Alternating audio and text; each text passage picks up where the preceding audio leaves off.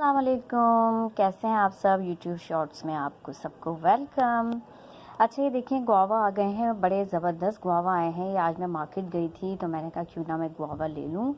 और मौसम भी आपको पता है बारिश का लगा हुआ है, सर्दी खांसी अब सब कुछ स्टार्ट होने वाली है, मौसम ऐसा है।